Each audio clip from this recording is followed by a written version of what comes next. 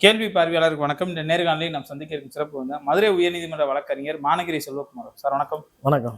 அதிமுக உட்கட்சி பூசல் வந்து நாளுக்கு நாள் அதிகரித்துக் கொண்டே இருக்கிறது. பாஜகவோட கூட்டணி வச்சுறது வந்து தொடர்ந்து வந்து அதிமுக என்பது வந்து பல பிளவுகளை சந்திச்சுட்டு இருக்காங்க. முக்கியமா தற்போது கூட 25 எம்எல்ஏக்கள் வந்து விஜய் அவர்கள் ஜோசப் விஜய் அவர்களுக்கு ஆதரவு கொடுத்திருக்காங்க. இவருடைய பதவி பறிக்கப்படும். அதே நேரத்துல விஜய் மீது கூட தேர்தல் ஆணையம் நினைத்தா நடவடிக்கை எடுக்க முடியும். இந்த மாதிரி குதிரை பேரத்துலாம் ஈடுபட்டு இருக்காருன்ற மாதிரி ஒரு கருத்தை வைக்கிறாங்க. உச்சநீதிமன்றத்துக்கு செல்வதற்காக எடப்பாடி பழனிசாமி தரப்பு வந்து பல்வேறு முயற்சிகள் இருப்பதாக கூட வருகிறது தகவல். நீங்க எப்படி சார் பாக்குறீங்க? அம்மையார் ஜெயலலிதா இறந்ததுக்கு அப்புறம் ஏதாவது ஒரு வழியில தமிழகத்துக்குள்ள வரணும்னு காத்து கிடந்த பிஜேபி அவங்க இறப்பை பயன்படுத்தி அவர்களோட அதாவது விசுவாசிகளாகவும் அவர்களோட தீவிர தொண்டர்களாக அடையாளம் காணப்பட்ட அனைத்து அடிமைகளையும் பிஜேபி அடிமையாக மாற்றிட்டாங்க. அதுதான் உண்மை. பிஜேபியோட அடிமைகளை மாற்றி அதன் மூலமாக அதிமுக என்ற ஒரு கட்சியை வச்சுக்கிட்டு பிஜேபி தான் அரசாங்கத்தை நடத்தி வந்துச்சு. பாரதிய ஜனதா ஆட்சி தான் மறைமுகமாக அதிமுக ஆட்சி காலத்திலே நடந்து வந்ததுன்றது எல்லாரும் நாடறிந்த உண்மை. ஏன்னா அதிகாரிகள், அந்த தலைமைச் செயலாளராக இருந்த நம்ம கிரிஜா வைத்தியநாதன் முதற்கொண்டு எல்லாருமே அவங்க ஒரு குறிப்பிட்ட சாராராக தான் இருந்துக்கிட்டு, அதாவது டெல்லி யாரை வந்து பரிந்துரைக்குதோ அவங்கள வச்சுட்டு இந்த ஆட்சி நடந்துச்சு. இப்போ ஒவ்வொரு காலகட்டத்திலையும் சும்மா நாங்கள் விலகி போகிறோம்னு சொல்லிட்டு சும்மா பேருக்கு போனதுக்கப்புறம் இந்த தேர்தலை பொறுத்த மட்டும் பல்வேறு பிரச்சனை, அதாவது கூட்டணின்ற போது ஒரு பெரும்பான்மை கட்சியாக இருக்கும், ஒரு பெரும் மக்கள் ஆதரவோட பெரும் தொண்டர்களை கொண்ட இயக்கமாக இருந்த ஒரு அதிமுகவை கூட்டணி குறித்து எடப்பாடி பழனிசாமி தான் டெல்லிக்கு போய் பேசினாரே தவிர அந்த கட்சியோட தலைவர்களை யாருமே இவரை வந்து சந்திக்கலை. அதுக்கப்புறந்தே வந்து 2-3 தடவை வந்து அமித்ஷா வந்து தொகுதி வந்து பண்ணாங்களே தவிர இவர் தான் 2-3 தடவை போனாரு. இது எந்த இதுக்கு காரணம் என்ன, இதுக்கு என்ன அழுத்தம் என்னன்ற போது அங்க அவங்க, அதாவது மடியில கணம் இருந்தா வழியில பயம் நின்றுவாங்க. அப்ப அந்த சூழல்ல வந்து இவங்க ஏதோ ஒரு நெருக்கடிக்கு உள்ளாயிருக்காங்க. ஏதோ ஒரு விஷயங்கள் அவங்க கிட்ட வந்து அவங்க புடியில இருந்திருக்கும். அப்படின்ற போது அவங்க சொல்றதை கேட்டுட்டு ஆக வேண்டிய கட்டாயம். அப்படி நெருக்கடியில் இருக்காங்கன்னா எஸ்பி வேலுமணி மீது, சிவி சண்முகம், விஜயபாஸ்கர் மீதுலாம் வழக்குகள்லாம் இருக்கிறது. எந்த வழக்கு மேல் நடவடிக்கை இல்லை. அதுதானே உண்மை. வழக்குகள் இருக்கு.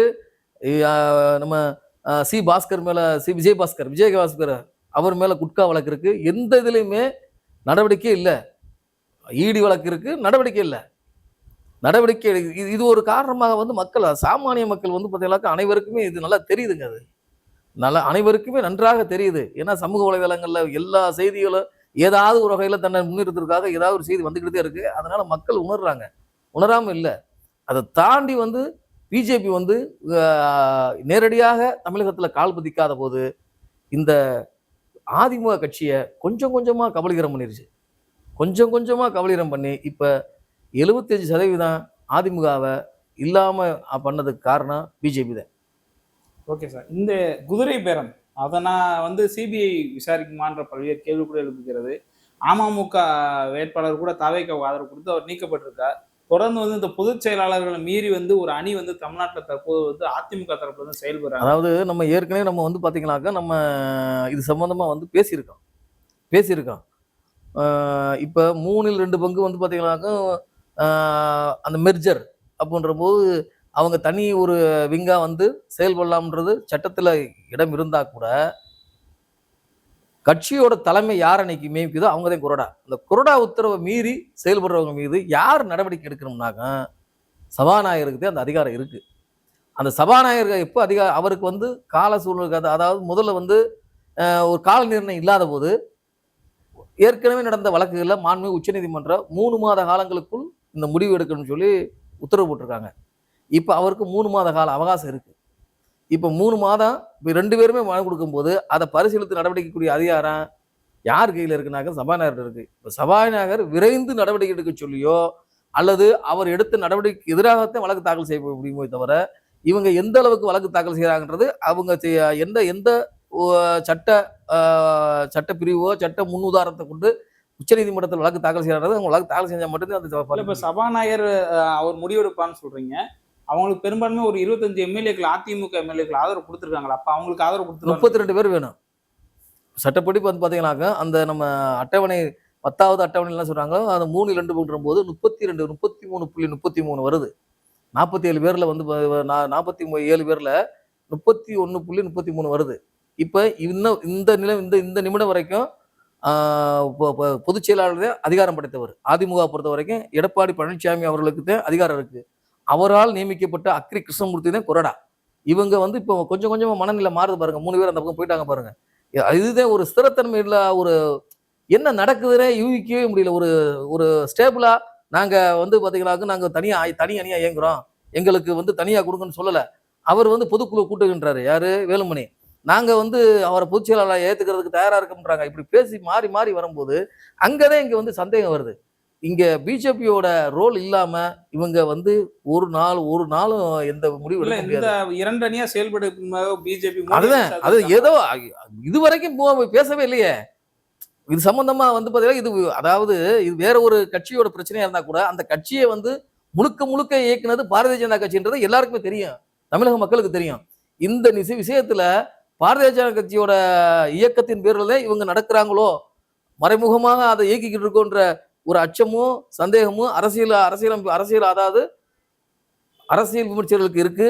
அரசியல் சார்ந்து இந்த மக்களோட தலைவர்களுக்கும் எல்லாருக்கும் அனைவருக்கும் அதைத்தான் பார்த்துக்கிட்டு இருக்காங்க. Okay sir. இந்த பதவி நீக்கம்னு ஒரு கருத்து வைக்கிறீங்க. இப்ப எம்ஜிஆர் மாளிகை வரலாற்றிலேயே முதல் முறையாக பூட்டப்பட்டிருக்கிறது. இதற்கு முன்பாக வந்து ஓபிஎஸ் தனி அணியாக செயல்பட்டு அவர் தனியாக போயிருப்பார். அதே மாதிரி தினகரன் ஆளுமை மிக்க சசிகலா வந்தபோது கூட எம்ஜிஆர் மாளிகை போக முடியல. ஆனா தற்போது பூட்டப்பட்டு பலத்த பாதுகாப்புகள்லாம் போடப்பட்டிருக்கு. இது எடப்பாடிக்கு ஒரு சிக்கலா பார்க்கலாமா? அதாவது கூத்தாடியை நம்பி போனாவே இதுதான். கொள்கையோ சித்தாந்தமோ இல்லாதவங்க. கொள்கையோ சித்தாந்தமோ அவங்களுக்கு கிடையவே கிடையாது. பேரளவுக்கு அண்ணாவை வச்சுக்கிறோம், பெரியாரை வச்சுக்கிறோம் தவிர அவங்க கொள்கை கோட்பாடு இருந்தால் பிஜேபியோடய வந்து போய் சேர்ந்துருக்க வேண்டிய அவசியமே இல்லை.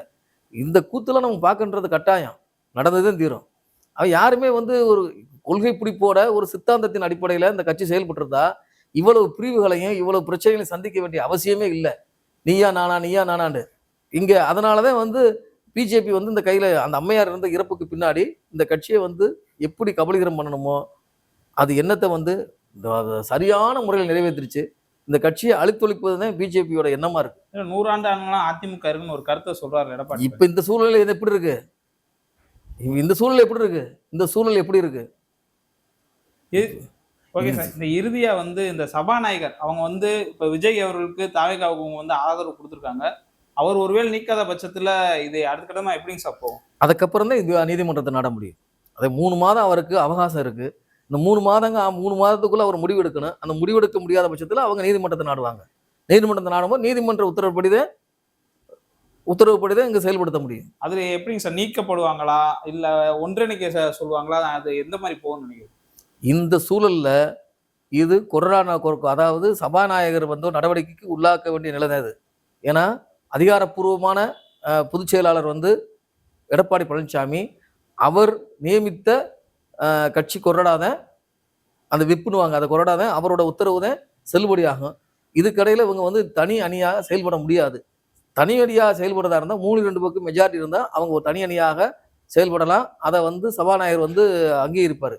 இந்த சூழல் வரைக்கும் அப்படி ஒரு சூழல் இல்லை.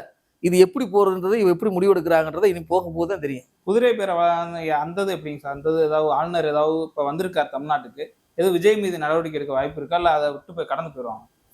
அது நிரூபிக்கும் போது அது நடவடிக்கைக்கு வாய்ப்பு இருக்கு. இப்போ குதிரை பேரம்ன்றது யார் சொல்றாப்ப? அது அது அது நடந்ததான்ற போது சிபிஎன்கிற ஒரு பொதுநல வழக்கம் மற்ற விஷயங்களை பண்ண போகும்போது ஏதாவது உத்தரவு வரும்போது பண்ண முடியும். இவர் தன்னிச்சையா வந்து கவர்னர் வந்து இந்த நிலைக்கு தள்ள முடியாது. இந்த இந்த இப்ப நடந்து முடிந்து ஒவ்வொரு விஷயமா சொல்றாங்க. யாராவது பாதிக்கப்பட்ட நபர்கள் குதிரை பேரம் நடந்த போது இவர் மனு கொடுத்திருக்காரு. அந்த மனு மீது அவருக்கு ஆளுநர் வந்து நடவடிக்கை இருக்கிறதா அவர் போகும்போது ஏதோ சிபிஐ உத்தரவுக்கோ இதுக்கோ வழக்கு தொடுக்கலாம். அது வழக்கு தொடுக்கும் போது அது நீதிமன்ற உத்தரவுக்கு உட்பட்டதா இருக்கும். ஓகே சார், நன்றி. நன்றி.